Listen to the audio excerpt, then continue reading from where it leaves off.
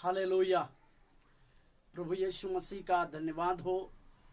उस महान परमेश्वर के नाम से आप सब लोगों को धन्यवाद देते हैं। प्रभु की हुजूरी में आना और आपके सम्मुख में आके परमेश्वर के कार्य को और प्रभु के राज्य की बढ़ोतरी के लिए आपसे कुछ बातें करना हम सब लोगों के लिए एक आनंद की बात होने पाए। और परमेश्वर हमारे जीवन में लगातार बड़े कार्य करने के लिए हम अपेक्षा करते हैं, क्योंकि वही हमारा परमेश्वर है।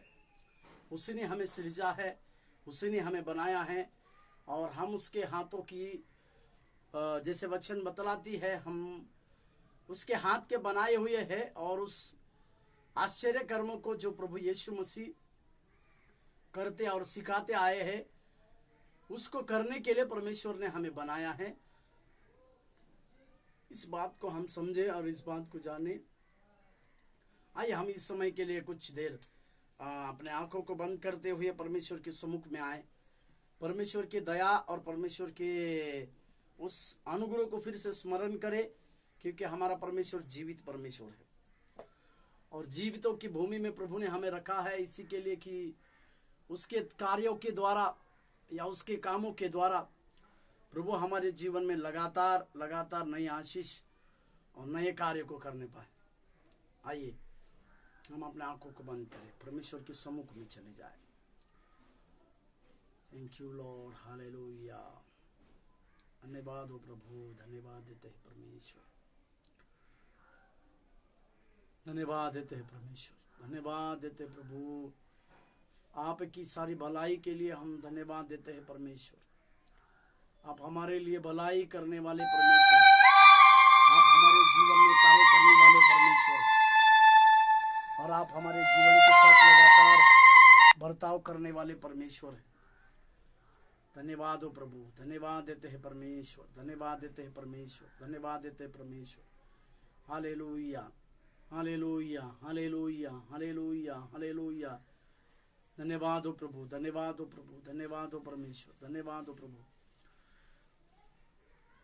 योग्यता से बढ़ के दिया है अपनी दया से तूने मुझे,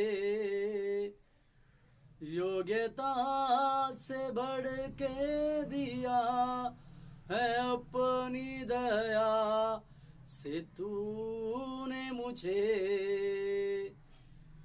मांगने से ज्यादा मिला मुझे, आभारी हूँ प्रभु मैं। मांगने से ज्यादा मिला मुझे, आभारी हूँ प्रभु मैं। धन्यवाद के साथ स्तुति गाऊंगा, हे यीशु मेरे खुदा। उपकार तेरे है बेशुमार, कोटि कोटि स्तुति धन्यवाद, कोटि कोटि स्तुति धन्यवाद। हालेलुया।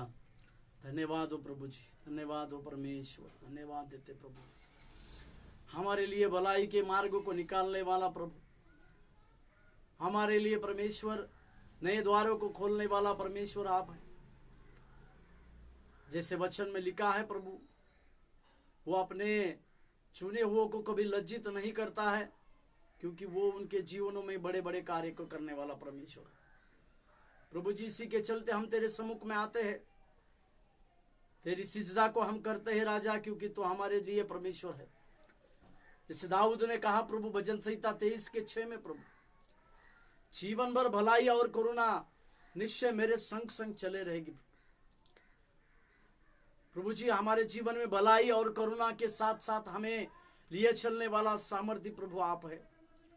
और उस सामर्थ्य परमेश्वर के हाथों में प्रभु जब कभी भी हम आते हैं, जब कभी भी हम चलते हैं परमेश्वर, तो हमारे जीवनों में बड़े बड़े कार्यों को करने की क्षमता आप रखते हैं प्रभु। प्रभु आपने हमें सृजा, आपने हमें बनाया, आपने हमें तैयार किया प्रभु, कि आपके गुणानुवाद करने के लिए परमेश्वर, इसके लिए आपकी धन्यवाद देते हुए आपके सम्मुख में जब कभी भी हम आते हैं परमेश्वर, हमारे दिल में प्रभु जी ये आनंद और ये खुशी उमड़ती है कि स्वर्गीय परमेश्वर ने हमें उसके स्वरूप में बनाया और वो अपने निमित्त हमें एक नया आशीष और नया अनुग्रह को देता है।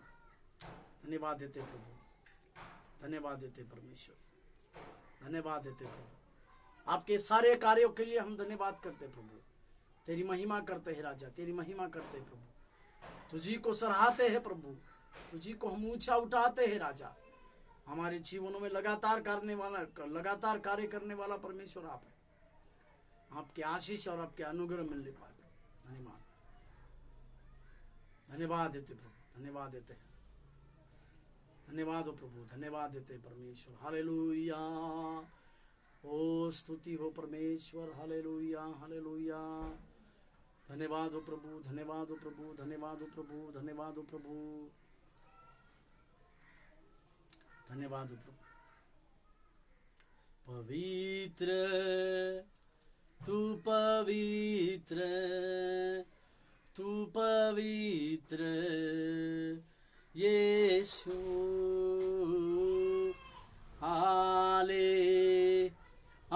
Hallelujah, hallelujah, hallelujah.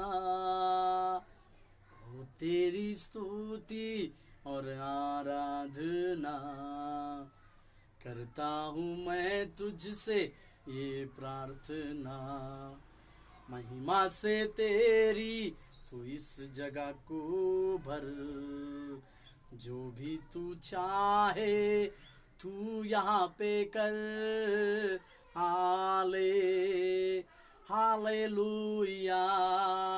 Hallelujah, hallelujah, hallelujah, hallelujah, hallelujah. करुणा से तेरी नया दिन दिखाता है, ढाल बनकर मेरी मुझे बचाता है। जब मैं पुकारूं तू दौड़ आता है, जब मैं गिरूं मुझे उठाता है। Hallelujah, yes Lord, hallelujah, hallelujah, hallelujah. तेरी महिमा हो प्रभु, हालेलुया, हालेलुया।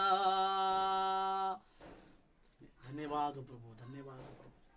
सारे जहां में तुझ सा कोई नहीं, तुझको छोड़ कोई प्रभु है ही नहीं।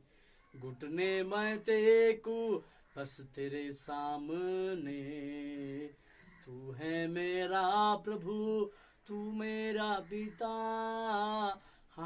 Hallelujah, hallelujah, hallelujah, hallelujah, hallelujah, hallelujah. राजा तू मेरा राजा, तू मेरा राजा यीशु। Hallelujah, hallelujah, hallelujah. प्यार है तुझसे, प्यार है तुझसे, प्यार है यीशु। प्यार है तुझसे, प्यार है तुझसे, प्यार है यीशु। पवित्र तू पवित्र, तू पवित्र यीशु।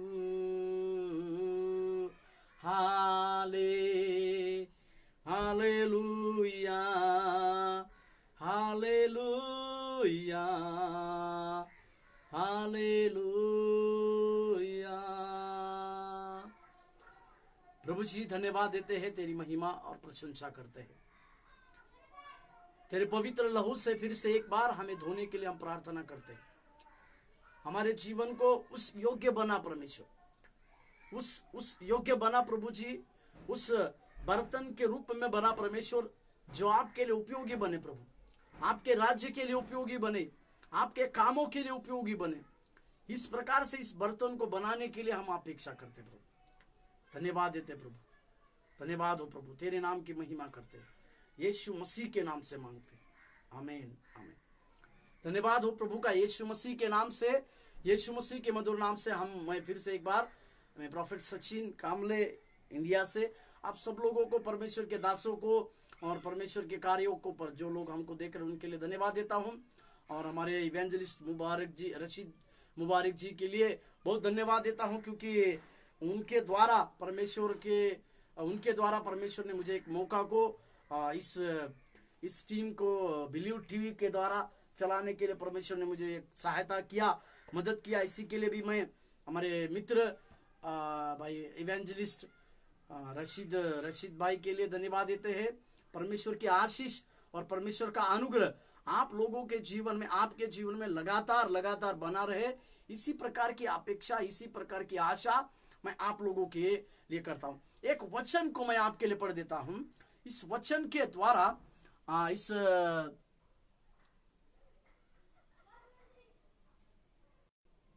इस वचन के द्वारा परमेश्वर हम लोगों से एक कार्य करना है। उसके पहले प्रभात तिर्की बोल के इनके लिए एक प्रार्थना निवेदन करे बोलकर आया है कि उनके गले में बहुत तकलीफ है और कुछ अटक गया है गले में, ऐसा लगता है। आइए हम प्रार्थना करें।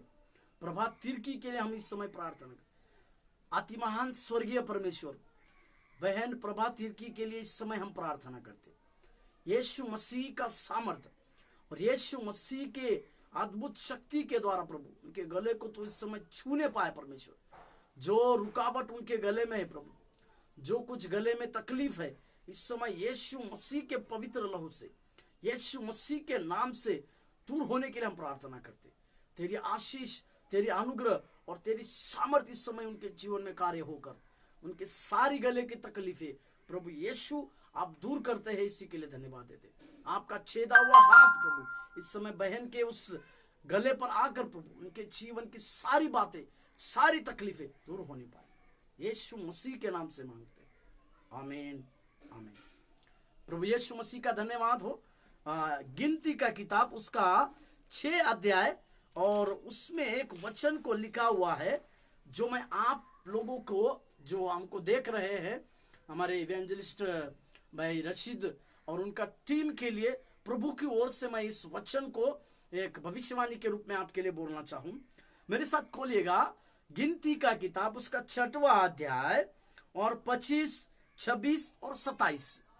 गिनती का किताब उसका 6 अध्याय 25, 26 और 27वां वाक्य आपके दल के लिए, आप लोगों के लिए प्रभु कहता है, यहोवा तुझ पर अपने मुख का प्रकाश चमकाए, यहोवा तुझ पर अपने मुख का प्रकाश चमकाए और तुझ पर अनुग्रह करे।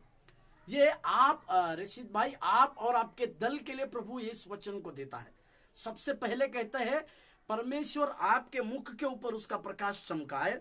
दूसरा, परमेश्वर का अनुग्रह आपके ऊपर हो। तीसरी बात, यहोवा अपना मुख तेरी ओर करे। तीसरी आशीष आपको, यहोवा अपना मुख हमेशा आपकी ओर करे, मतलब आपकी हमेशा की आपकी प्रार्थना का जवाब प्रभु दे। चौथी बात, और आप लोगों को शांति मिले। हालेलुया। इस चारों प्रकार की आशीषों में प्रभु आपको लिए चलने पाए और इस चारों प्रकार की आशीषें जो है आप लोगों के साथ परमेश्वर में बनी रहे। परमेश्वर आपके दल के लिए और आप लोगों के साथी लोगों के लिए इस प्रकार के बातों को मुझे बताया, इसके लिए मैं परमेश्वर के नाम को धन्यवाद देता हूं। जैसे कि हम लोग सब जानते हैं, हम एक श्रृंखला में हैं। हम एक लगातार 5 दिनों से उद्धार नामक एक श्रृंखला को चला रहे हैं। उस उद्धार नामक श्रृंखला को चलाते चलाते हमने पिछले 2 दिनों में पहले चरण, मतलब मेरे उद्धार के पहले का चरण किस तरह से था, उस उद्धार के पहले मतलब मेरा व्यक्तिगत जीवन किस प्रकार से पापों में था और उसमें व्यक्तिगत अनुभव शामिल कैसे होना है और उसके द्वारा मुझे क्या क्या चीजों को प्राप्त होती है, इसके बारे में हमने देखा। कल के दिन में हमने देखा हमारा वर्तमान समय, वर्तमान चरण, उद्धार का वर्तमान चरण भी हमने कल के दिनों में देखा।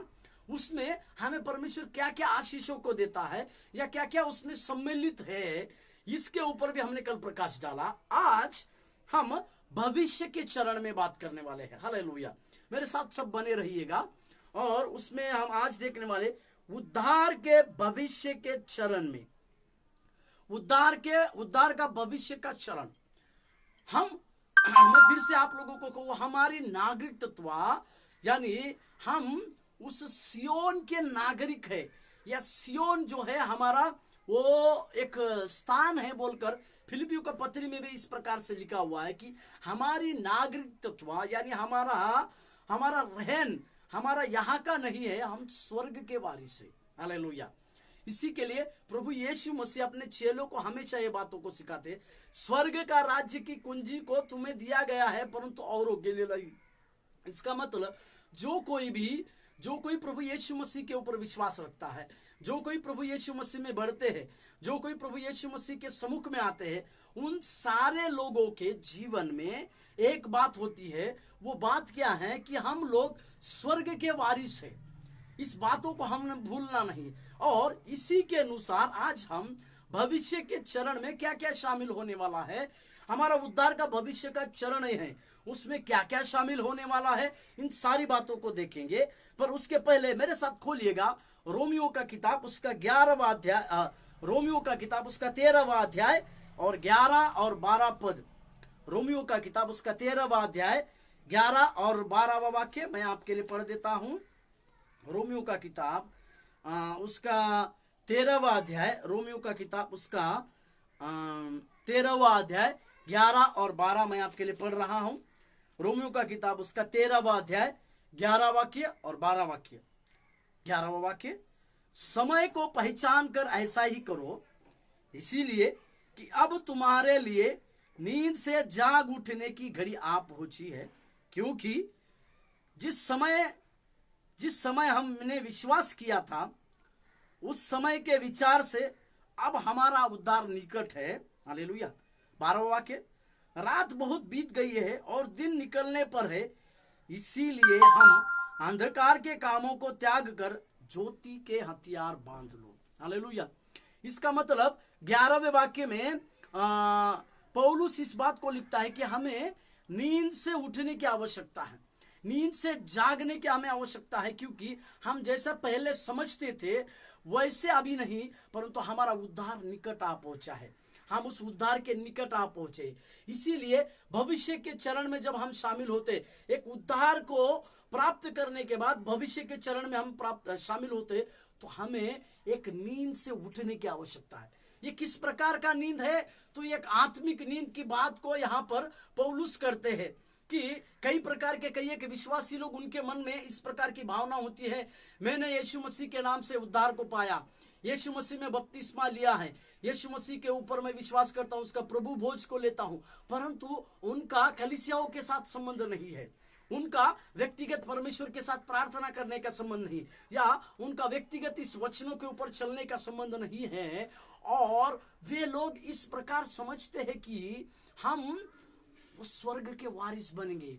तो मेरे भाई और बहनों, इस प्रकार की नींद से हम सब लोगों को उठने की आवश्यकता है, क्योंकि हमें इस प्रकार से जरूर उद्धार हमको मुफ्त मिला है, परंतु उसको मुफ्त में लेने के बाद हमारे लिए कुछ बातें, हमारे लिए कुछ शर्तें दी है, उन शर्तों का भी हमें पालन करने की आवश्यकता है। इसी के लिए यीशु मसीह ने यूहन्ना के 15वें अध्याय में एक दाखलता का उदाहरण दिया, उस पेड़ का, तुम पेड़ डालियों का और पेड़ का उदाहरण को दिया। उसमें यीशु मसीह ने एक बात को सिखाया, यदि एक पेड़ अगर बढ़ रहा है तो आवश्यक है कि उसकी डालियां बढ़े, और जब उसकी डालियां बढ़ती है तो डालियां उस पेड़ के साथ सटी रहती है। इसका अर्थ क्या है कि यदि आप लोगों को, जो उद्धार प्राप्त किए वाले लोग हैं, उनको यीशु मसीह जो है उस पेड़ की उपमा अपने आप को लेते हैं।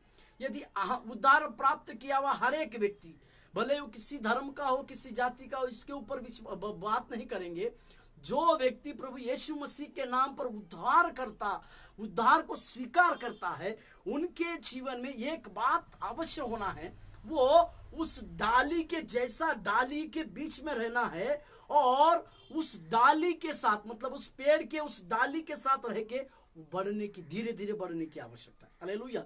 प्रभु हमसे बात करने पाए, पवित्र आत्मा हमसे बात करने पाए, परमेश्वर की आत्मा आज हमें कुछ नई बातों को सिखाने पाए। हालेलुया। क्योंकि हमें आत्मिक नींद से जागने की आवश्यकता है। जब कभी भी हम इस आत्मिक नींद से जागे, या जब कभी भी हम इस आत्मिक उस नींद को जो शत्रु हमारे ऊपर देता है, उस नींद से हमें जाग कर यह समझना है कि मैं एक उद्धार प्राप्त किया वाला व्यक्ति हूं। क्योंकि जैसे पौलुस अभी कहते हैं, क्योंकि जब तुमने विश्वास किया था उस समय से विचार से अब उद्धार तुम्हारे नजदीक में। और एक वचन को मैं आपके लिए पढ़ देता हूं, मेरे साथ खोलिएगा। पहला तिमोथी का पत्री उसका पहला थिस्सलुनी का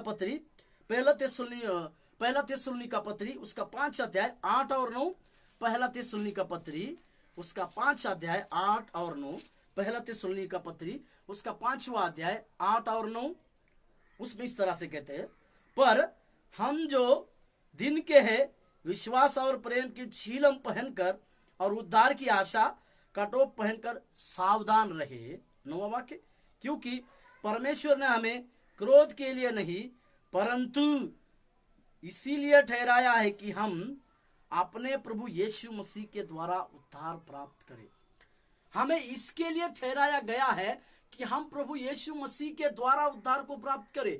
और जब हम इस उद्धार को प्राप्त करते हैं या इस उद्धार को प्राप्त कर लेते हैं, तो अवश्य हमें कुछ और बातों में बढ़ने की आवश्यकता है। प्रभु की उस बातों को, आज्ञा को मानने की आवश्यकता है। परमेश्वर के उस प्रेम में बढ़ने की आवश्यकता है। और परमेश्वर ने इस लिखित वचनों में जो जो आज्ञा हमें दी है, जो जो नए नियम की बातों को परमेश्वर ने कहा है, उन सारी बातों को भी हमें करना चाहिए। हालेलुया। परमेश्वर के नाम की महिमा स्तुति होने पाए। पहला पतरस का किताब 1:5 को मैं आपके लिए पढ़ देता हूं। पहला पतरस का किताब उसका पहला अध्याय का 5वां वाक्य। पहला पतरस 1 अध्याय का 5वां वाक्य, जिनकी रक्षा परमेश्वर की सामर्थ्य से विश्वास के द्वारा उस उद्धार के लिए जो आने वाले समय में प्रकट होने वाली है की जाती है। यहां पर लिखा है आने वाले समय में की जाती है। इसका मतलब एक समय आने वाला है। हमारे हर एक उद्धार प्राप्त के वाले लोगों के लिए एक समय आ रहा है। परमेश्वर का एक समय जरूर आ रहा है। उस समय में हमें और आपको इस प्रकार के उद्धार की बातों को जो हमने थामा है, उसमें और आगे बढ़ने की आपको और हमको आवश्यकता है। अभी इस उद्धार के चरण में क्या क्या चीज शामिल होती है, इसके विषय में हम कुछ प्रकाश डालने वाले हैं। पहली चीज इसमें क्या क्या शामिल है, उसमें पहली चीज है परमेश्वर के आने वाले क्रोध से हमारा बचाव। पहली चीज है परमेश्वर के आने वाले क्रोध से हमारा बचाव। इस बातों को आपको और हमको जानने की आवश्यकता है कि परमेश्वर उद्धारकर्ता के रूप में 3.5 साल तक इस धरती पर रहे, सारे लोगों को उद्धार का संदेश को सुनाए, सारे लोगों को जीवन में बीमारियों को शुद्ध किए, रोगियों को अच्छा किए, कोढ़ियों को चंगा किए, सारे स्वर्ग के राज्य की सुसमाचार की बातों को 3.5 साल तक उन्होंने सुनाया। अब यीशु मसीह जो है, प्रभु यीशु मसीह स्वर्ग में है और उन लोगों, सारे लोगों के जीवन में जब उद्धार की बातें पहुंची है, तो अभी परमेश्वर जब उसके आगमन में स्वर्गदूतों के साथ आएंगे या न्याय के लिए आएंगे, अवश्य हर एक मनुष्य का उसके कामों के अनुसार न्याय होना अवश्य है।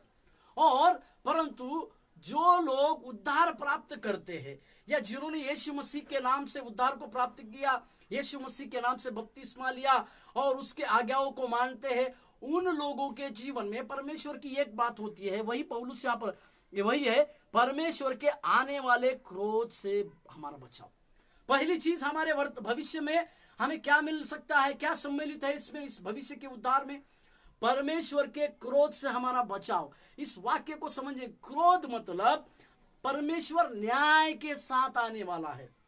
3.5 साल तक मनुष्य का पुत्र बनकर एक मेमना बनकर परमेश्वर इस धरती पर आए, 3.5 साल तक सेवकाई को किए, परंतु अभी प्रभु यीशु मसीह एक न्याय करने वाला बनकर आए, एक न्यायी के रूप में आने वाले हैं। तो अवश्य है सारे लोगों का वो जरूर न्याय करेंगे, परंतु जो लोग उद्धार प्राप्त किए हैं, जिनके ऊपर परमेश्वर के उद्धार की मोहर है, उन लोगों को परमेश्वर अपने क्रोध से जरूर बचाएंगे। मेरे साथ खोलिएगा रोमियो का किताब उसका 5 का 9वां वाक्य। रोमियो का किताब उसका 5 का 9, रोमियो का किताब उसका 5 का 9वां वाक्य। 5 का 9वां वाक्य मैं आपके लिए पढ़ता हूं। 5 का 9वां वाक्य, अतः जबकि हम सब उसके लहू के कारण धर्मी ठहरे, तो उसके द्वारा परमेश्वर के क्रोध से क्यों ना बचेंगे। हालेलुया। यहां पर पौलुस बहुत सफाई से लिखता है, उसके लहू के द्वारा हम धर्मी ठहरे। इसका मतलब प्रभु यीशु मसीह के लहू के द्वारा हम धर्मी ठहरे हैं। तो आगे वो कहता है कि उसके द्वारा परमेश्वर के क्रोध से हम क्यों न बचेंगे। इसका मतलब हम अवश्य परमेश्वर के उस क्रोध से जरूर बचेंगे। हालेलुया। ये पहली चीज इस उद्धार के भविष्य के उद्धार में शामिल है कि हम लोग जो लोग उद्धार को प्राप्त किए हैं, जिनके जीवन में उद्धार की बातें हुए हैं, वे परमेश्वर के आने वाले क्रोध से बचेंगे। और एक वचन को मैं आपके लिए पढ़ देता हूं। पहला कुरिन्थियों का पत्री 3 का 15। पहला कुरिन्थियों का पत्री 3 अध्याय का 15वां वाक्य। वो ये कहता है, यदि किसी का काम जल जाएगा तो वो हानि उठाएगा, पर वह अब बच जाएगा, परंतु जलते जलते। हालेलुया। इसका मतलब पौलुस यहां पर क्या करता है कि हम लोग परमेश्वर के उस क्रोध से धीरे धीरे करके बच सकते हैं। हमारे पर्याय है, हम परमेश्वर के उद्धार को अगर स्वीकार करेंगे, हम परमेश्वर के नाम को अगर परमेश्वर को उद्धारकर्ता के रूप में जब हम स्वीकार करेंगे, तो अवश्य ये है हमारे जीवन में हम धीरे धीरे बचेंगे। हालेलुया। और एक वचन को पढ़िएगा, कुरिन्थियों का 5 का 5। पहला कुरिन्थियों 5 का 5। पहला कुरिन्थियों 5 का 5, शरीर के विनाश के लिए शैतान को सौंपा जाए, ताकि उसकी आत्मा प्रभु यीशु के दिन में उद्धार पाए। हालेलुया। प्रभु यीशु मसीह के दिन में उसकी आत्मा उद्धार पाए बोलकर यहां पर पौलुस लिखता है। इसका मतलब हम पहली चीज है जो परमेश्वर के आने वाले क्रोध से हम बच सकते हैं। दूसरी चीज, प्रभु की महिमा में सहभागिता। हालेलुया। ये बात को मैं आपको जोड़ने के लिए चाहूंगा कि हमारे लिए एक बहुत बड़ी सौभाग्य की बात परमेश्वर ने दी है। वो सौभाग्य की बात क्या है कि हम सब लोगों के जीवन में परमेश्वर की महिमा में सहभागी होना, यह हम लोगों के लिए एक बहुत बड़ी सौभाग्य की बात है। हालेलुया। धन्यवाद हो उस परमेश्वर का कि उस परमेश्वर ने हमारे लिए जो उसके ले बालक पुत्र थे, जैसे कि मैंने कल को आपको बताया कि हम लोग लायक नहीं थे, उसके चुने हुए नहीं थे, परंतु परमेश्वर ने दया दृष्टि किया, परमेश्वर ने उसका अनुग्रह को उंडेला, परमेश्वर ने हमको उस पाप में जीवन से हटाया, अपनी लहू पवित्र लहू से हमको धोया, और हम लोगों को उसकी महिमा में सहभागिता होने का एक बहुत बड़ा अनुग्रह को परमेश्वर ने दिया। हालेलुया। धन्यवाद देते हैं उस महान परमेश्वर का, या धन्यवाद है उस महान परमेश्वर का कि हम लोगों को इस प्रकार की महिमा की सहभागिता में वो लाया। मेरे साथ एक वचन को पढ़िएगा ताकि आपको और एक बात को समझे। रोमियो का किताब 8 का 29। रोमियो का किताब 8 अध्याय 29वां वाक्य। रोमियो का किताब 8 अध्याय 29वां वाक्य वो इस तरह से कहता है, क्योंकि जिन्हें उसने पहले से जान लिया है, उन्हें पहले से ठहराया भी है कि उसके पुत्र के स्वरूप में, ताकि वो बहुत भाइयों से पहलौठा ठहरे। हालेलुया। प्रभु यीशु मसीह का धन्यवाद हो। इसका मतलब कि परमेश्वर के साथ, अभी परमेश्वर जो है यहां पर लिखा है कि वो प्रभु यीशु मसीह सारे भाइयों में एक पहलौठा है। मतलब प्रभु यीशु मसीह को एक भाई बोलने का अनुग्रह को परमेश्वर ने हम सब लोगों को दिया, और उस परमेश्वर यीशु मसीह में हम जब सम्मिलित होते हैं तो उसकी महिमा में सम्मिलित होने का अनुग्रह को भी परमेश्वर ने हमारे लिए दिया। और एक वचन पहले कुरिन्थियों का पत्री 15 का 49। पहला कुरिन्थियों का पत्री उसका 15 अध्याय उसका 49वां वचन 49वां वचन 49। 15:49 वचन में आपके लिए पढ़ता हूं, 15 का 49। उसमें यह कहता है, जैसे हमने उसका रूप धारण किया जो मिट्टी का था, वैसे ही उस स्वर्गीय का रूप भी धारण करेंगे। हालेलुया। इसका मतलब यहाँ परमेश्वर की ओर से पौलुस एक बहुत बड़ी प्रकाशन की बात को करता है। वो कहता है हमारा ये शरीर अभी तो मिट्टी का है, परंतु जब हम परमेश्वर के स्वर्ग राज्य में जाएंगे, उसकी महिमा में सम्मिलित होंगे, तो हमारा यही शरीर स्वर्गीय रूप धारण करेगा। हालेलुया। धन्यवाद हो महान परमेश्वर का कि उसने हमारे लिए इस प्रकार की बातों को रखा है कि हमारा ये शरीर उस महिमामय शरीर में बदलेगा, स्वर्गीय शरीर में प्रभु बदलेगा। हालेलुया। धन्यवाद हो प्रभु का। और एक वचन को हम पढ़ते हैं। हाँ, ये दूसरी बात जो है हमारे उस उद्धार के चरण में, भविष्य के उद्धार के चरण में जब हम आते हैं, तो हमारे लिए दूसरी बात होती है ये कि हम लोग जो है परमेश्वर की महिमा में सम्मिलित या सहभागी होते हैं। तीसरा, पुनरुत्थान और नई बुलाहट प्राप्त करना। पुनरुत्थान और नई बुलाहट प्राप्त करना। पुनरुत्थान मतलब, मेरे साथ खोलिएगा पहला कुरिन्थियों का किताब 15 का 52, पहला कुरिन्थियों का पत्री उसका 15 अध्याय उसका 52वां वाक्य। पहला कुरिन्थियों का पत्री 15 अध्याय का 52वां वाक्य। तीसरा पॉइंट ये है, तीसरा मुद्दा यह है, पुनरुत्थान और नई बुलाहट प्राप्त करना। पुनरुत्थान और हमारे लिए एक नई बुलाहट प्राप्त करने का अनुग्रह परमेश्वर के द्वारा हमारे भविष्य के उद्धार के चरण में हमको मिलेगा। उस 52वां वचन में आपके लिए पढ़ देता हूं। और यह क्षण भर में पलक मारते ही अंतिम तुरही फूंकते ही होगा, क्योंकि तुरही फूंकी जाएगी और मुर्दे अविनाशी दशा में उठाए जाएंगे और हम बदल जाएंगे। इसका मतलब पुनरुत्थान, परमेश्वर जो मरे हुए हैं वो लोग उठ जाएंगे, और जो लोग मर गए हैं उन लोगों के जीवन में एक नई बुलाहट मिलेगी। वो पुनरुत्थान तो उनको होगा, परंतु नई बुलाहट उनके लिए, नई बदलाहट उनके जीवन में, या नई बदलाहट उनके जीवन में, नया बदलाव को भी हम देख सकते हैं। नई बदलाहट मतलब पुनरुत्थान होगा उन लोगों का जब यीशु मसीह न्याय करने के लिए आएंगे। वे लोग जो प्रभु में सो गए हैं वे उठ जाएंगे, और जो लोग उठ जाएंगे उनमें बदलाहट होगी, एकदम बदल जाएंगे वे। जैसे कि हमने पिछले भाग में देखा, वो परमेश्वर की महिमा का महिमा के उस स्थान में आएंगे, या स्वर्गीय वेश में, स्वर्गीय बातों में वो चले आएंगे करके मैंने आपसे कहा। और एक बात को, मतलब ये तीसरी बात हो गई। चौथी बात को, विश्वासयोग्य होने के प्रतिफल को प्राप्त करना। विश्वासयोग्य होने के प्रतिफल को प्राप्त करने की भी बातें हमें है। जैसे यीशु मसीह ने कहा एक दास के उदाहरण को देखकर, हे विश्वासु, हे धन्य, तू धन्य है विश्वासु दास। तो थोड़े से थोड़े में विश्वास योग्य रहा बोलकर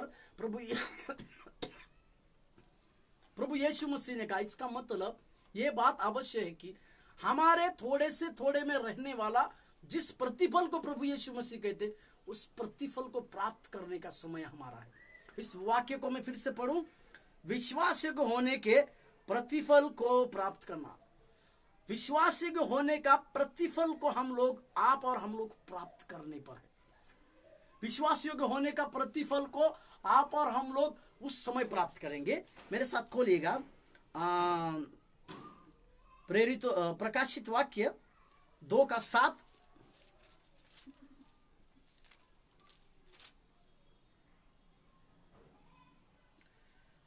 उसका दूसरा वाक्य मैं पढ़ रहा हूं।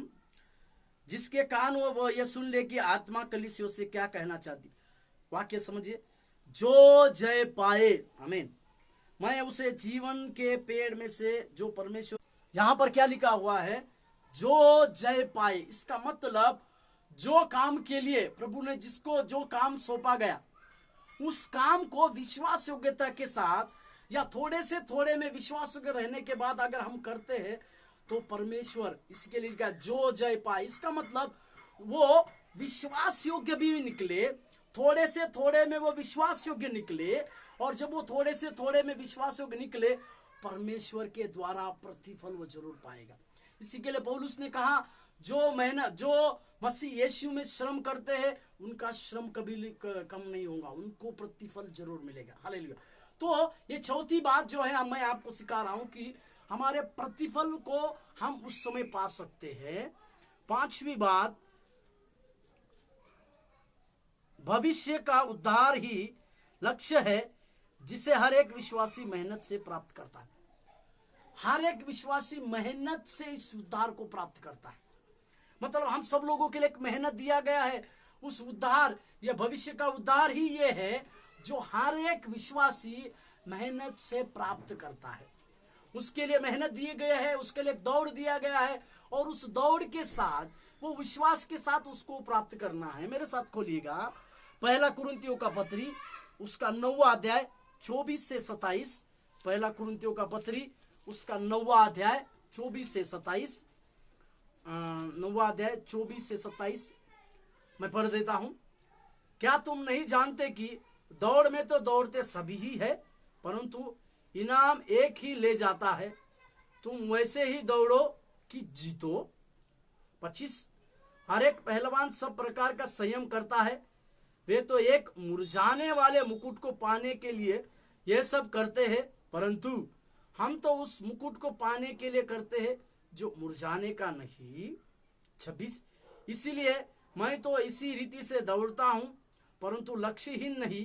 मैं भी इसी रीति से मुक्कों से लड़ता हूं, परंतु उसके समान नहीं जो हवा पीटता हुआ लड़ता। 27, परंतु मैं अपनी देह को मारता और कूटता वश में लाता हूं, ऐसा न हो कि औरों का प्रचार करके मैं अपने आप को रीति से। यहां पर दौड़ में दौड़ने वाले का उदाहरण को पौलुस कहते हैं।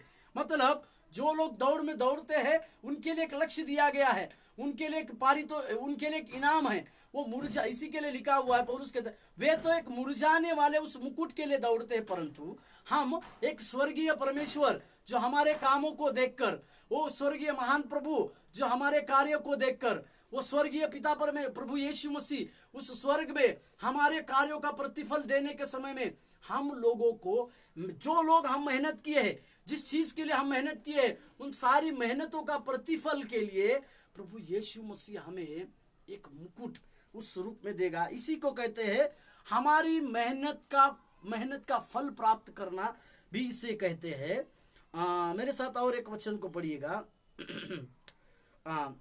और 6वां बात, छठी बात जो है, छठी और आखिरी बात यह है कि सभी वर्तमान चेतावनी, अनुशासन और दंड, इनका उद्देश्य है कि विश्वासी इस भविष्य के उद्धार को ना छोड़े। इसका मतलब, मैं फिर से इस वाक्य को पढ़ दे रहा हूं, 6वां वाक्य, सभी वर्तमान चेतावनी, जो चेतावनियां प्रभु यीशु मसीह ने दी हमारे उद्धार के लिए, हमारे भविष्य के उद्धार के लिए, उन सारी चेतावनियों को, अनुशासन को, दंड उसके उद्देश्य है, दंड उनका उद्देश्य यह है कि विश्वासी इस भविष्य के उद्धार को ना छोड़े, भविष्य के उस उद्धार को हम ना छोड़े बोलकर ये 6वां और आखिरी पॉइंट है। मेरे साथ खोलिएगा पहला कुरिन्थियों का पत्री, उसी को नहीं, फिलिपियों का पत्री उसका 2 अध्याय 12 वचन पढ़े। फिलिपियों का पत्री उसका 2 अध्याय 12 और 16, 12वां वाक्य मैं आपके लिए पढ़ देता हूं। फिलिपियों का पत्री उसका 2 अध्याय 12वां वाक्य, इसीलिए है मेरे प्रियो, जिस प्रकार तुम सदा से आज्ञा मानते आए हो, वैसे ही अब भी न केवल मेरे साथ रहते हुए, पर विशेष करके अब मेरे दूर रहने पर भी डरते और कांपते हुए अपने उद्धार का कार्य करते जाओ। हालेलुया। इसका अर्थ क्या है? जो चेतावनी, जो अनुशासन, जो चेतावनी, अनुशासन और दंड, इन सबों का उद्देश्य है कि भविष्य में परमेश्वर के उस उद्धार को हम नहीं छोड़ना। इसी के लिए यहाँ पर पौलुस लिखता है कि डरते हुए, कांपते हुए उस उद्धार को प्राप्त करो, उस उद्धार को पूरा करते जाओ। 16वां वाक्य भी पढ़ूं कि मसीह के दिन मुझे घमंड करने का कारण हो कि ना मेरा दौड़ना और ना मेरा परिश्रम करना व्यर्थ हुआ। हालेलुया। पौलुस अपना व्यक्तिगत अनुभव को इस फिलिपियों के पत्री में लिखता है कि वो ये कह रहा है कि उसका दौड़ना या उसका इन कलीसियाओं के लिए मेहनत करना उस स्वर्ग के उस परमेश्वर के सम्मुख में जब लेखा जोखा हो तो उसको लज्जित ना होना पड़े। इसका मतलब हम हर एक विश्वासियों को, हम हर एक उद्धार प्राप्त करने वाले लोगों को यह बात सीखने की आवश्यकता है। जो जो चेतावनियां यहां पर परमेश्वर ने दी है, जो जो अनुशासन पालन करने की बातें दी है, जो जो दंड की बातें हमारे लिए सिखाई गई है, इन सारी बातों में हमें भविष्य का वो जो चरण दिया गया है, उस भविष्य के उस चरण को हमें याद रखना आवश्यक है। उस भविष्य के चरण को भविष्य के चरण में जो उद्धार है उसको नहीं छोड़ना है। मेरे साथ और एक खोलिएगा, दूसरा पतरस का किताब 1 का 5वां वाक्य। दूसरा पतरस का किताब 1 अध्याय 5वां वाक्य। इसी कारण तुम सब प्रकार के यत्न करके अपने विश्वास पर सद्गुण पर समझ, और उसी का 5 का 11 वाक्य तक अगर हम पढ़ेंगे, दूसरा पतरस उसका 5 अध्याय दूसरा पतरस की किताब उसका पहला अध्याय 5 वचन से लेकर 11वें वचन तक अगर हम पढ़ेंगे तो हमें वहां पर पतरस भी अपने व्यक्तिगत अनुभव से इसी प्रकार से सिखाता है कि हमें धीरे धीरे करके परमेश्वर के उस भविष्य के उद्धार को प्राप्त करना है। और उसका 11वां वाक्य 10 और 11 पढ़ता हूं मैं। दूसरा पतरस उसका पहला अध्याय 10 और 11। इस कारण है भाइयों, अपने बुलाए जाने और चुन लिए जाने को सिद्ध करने का भली बात यत्न करते जाओ, क्योंकि यदि ऐसा करोगे तो कभी भी ठोकर न खाओगे। मतलब सिद्ध करते जाओ, मतलब अपने को बुलाए जाने का सिद्ध करना, मतलब परमेश्वर ने जिस कार्य के लिए हमको बुलाया, जिस कार्य के लिए परमेश्वर ने हमें अभिषिक्त किया, जिस कार्य के लिए हमें उद्धार किया, जिस कार्य के लिए हमें परमेश्वर ने उसके लहू से शुद्ध किया, इन सारी बातों को हमें क्या करना है, सिद्ध करने की आवश्यकता है। इन सारी बातों को हमारे जीवन में जो जो लोग उद्धार को प्राप्त किए हैं उन लोगों को सिद्ध करने की आवश्यकता है बोलकर पतरस यहां लिखता है 11वां वाक्य। वरन इसी रीति से तुम अपने प्रभु और उद्धारकर्ता यीशु मसीह के अनंत राज्य में बड़े आदर के साथ प्रवेश करने पाओगे। हालेलुया। बड़े आनंद के साथ उस महान परमेश्वर में हम आनंद के साथ प्रवेश करने पाएंगे। हालेलुया। और एक वचन मैं आपके लिए पढ़ देता हूं, इब्रू का किताब उसका 12वें अध्याय का पहला वाक्य कुछ इस तरह से लिखा है।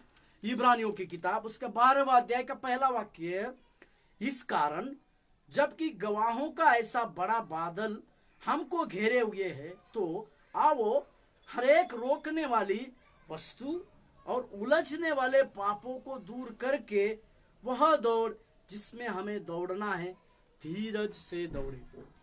जिस दौड़ में हमें दौड़ना है, जिस दौड़ को प्रभु यीशु मसीह ने हमें दिया है, हमें निश्चित दौड़नी है उस स्वर्ग के राज्य के लिए। हमारा उद्धार परमेश्वर ने उस स्वर्ग के राज्य के लिए दिया गया है। हमारा मुकाम, हमारा डेस्टिनी उस स्वर्ग का राज्य है। अगर हमें उस स्वर्ग के राज्य में पहुंचने के लिए दौड़ना है तो हमें धीरज के साथ दौड़ना चाहिए। हमें वो धीरज के साथ दौड़ना है, ना केवल धीरज के साथ उन चेतावनियों को याद रखना है, उस अनुशासनों को याद रखना है, उस दंड की बातों को याद रखना है, और साथ ही भविष्य के उद्धार को हम कभी ना छोड़ने पाए। हालेलुया। प्रभु यीशु मसीह का धन्यवाद हो, परमेश्वर के कार्यों का धन्यवाद हो। हमारे जीवन में इस प्रकार की बातें जो है आने की आवश्यकता। एक बात को हम यहां पर कहें, जरूर आप लोगों के लिए और हमारे लिए एक दौड़ को परमेश्वर ने दिया है। कुछ भी परिस्थितियां हो, जिस वचन को आपने पढ़ा, उलझने वाले रोकने वाले पापों को छोड़ हम धीरज के साथ उस परमेश्वर में आगे बढ़ने पाए। क्या आज हम इस बात के लिए प्रार्थना करें कि प्रभु हमारे जीवन में जो दौड़ आपने दिया है, जिस कार्य के लिए भविष्य के उद्धार की बातों को हमारे जीवन में डाला है, उस भविष्य के उद्धार के चरण में, चाहे परिस्थितियां किसी भी प्रकार की आए, मैं मेरा वो उद्धार का मुकुट या मैं मेरे उस उद्धार के उस वस्त्र को कभी न मैं उस वस्त्र को मैला होने ना दूंगा। क्योंकि इस वस्त्र के द्वारा प्रभु आपके न केवल राज्य में मैं पहुंच सकता हूं, परंतु उस राज्य में जाने के बाद मैं आपकी महिमा में सहभागी होऊंगा, मैं आपके साथ चला फिरा करूंगा, क्योंकि हमने इन बातों, आपके क्रोध से मैं बचूंगा, आपके पुनरुत्थान और नई बुलाहट के साथ मैं जीऊंगा, आपके विश्वासियों को होने का वो प्रतिफल को मैं उस समय पाऊंगा, और मेरे मेहनत जो मैंने किया है उसका फल भी मैं प्राप्त करूंगा। क्या हम अपने आंखों को बंद करने पाए? प्रभु, सारी बातें आपके द्वारा होती है, सारी बातें आप पूरी करने वाले परमेश्वर हैं। हमारे सारे विश्वासियों के जीवन में प्रतिफल देने वाले परमेश्वर आप हैं। हमें उस प्रतिफल में लिए चलने पाए, हमें उस प्रतिफल के साथ और आगे बढ़ने के लिए आपकी हुजूरी में हम आने पाए, आपके कार्यों को हम करने के लिए, आपकी दया दृष्टि हमारे जीवन में होने के लिए, आपका नया अनुग्रह, आपकी नई बातें हमारे जीवन में, हमारे सारे लोगों के जीवन में पूरी होने के लिए, क्या हम अपने आप को सौंपते? क्या हम अपने आप को सौंपे और परमेश्वर को कहे, प्रभु हमारे जीवन में कार्य करने पाए? आइए हम आंखों को, मैं हूँ यहाँ प्रभु, मैं हूँ यहाँ प्रभु, मैं हूँ यहाँ प्रभु, मैं हूँ यहाँ, करूँ अब तेरी आराधना संपूर्ण मन से उपासना, दे मुझको अपनी आत्मा, मैं हूँ यहाँ, मैं हूँ यहाँ प्रभु, मैं हूँ यहाँ प्रभु, मैं हूँ यहाँ प्रभु, मैं हूँ यहाँ। ये बात सच है प्रभु। भविष्य के उद्धार के चरण में हमने कुछ बातों को सीखा। हमें प्रतिफल पाने की बातों में, हमारे मेहनत का प्रतिफल प्राप्त करने की बातों में, पुनरुत्थान और एक नई बदलाहट के रूप में प्रभु आपकी महिमा में हम सहभागिता होने में, सारी बातों में प्रभु हमें तो अगुवाई करने पाए, और अंत तक प्रभु जी आपके लिए एक विश्वास योग्य एक दास बनकर जिस कार्य के लिए आपने हमें चुना है, उन सारे कार्यों को हमारे जीवन में पूरा करने के लिए प्रभु तेरी आशीष, तेरी अनुग्रह, तेरी दया हमारे ऊपर होने पाए, सहायता कर। यीशु मसीह के नाम से मांगते हैं, आमीन। प्रभु आप लोगों को आशीष दे। धन्यवाद, धन्यवाद।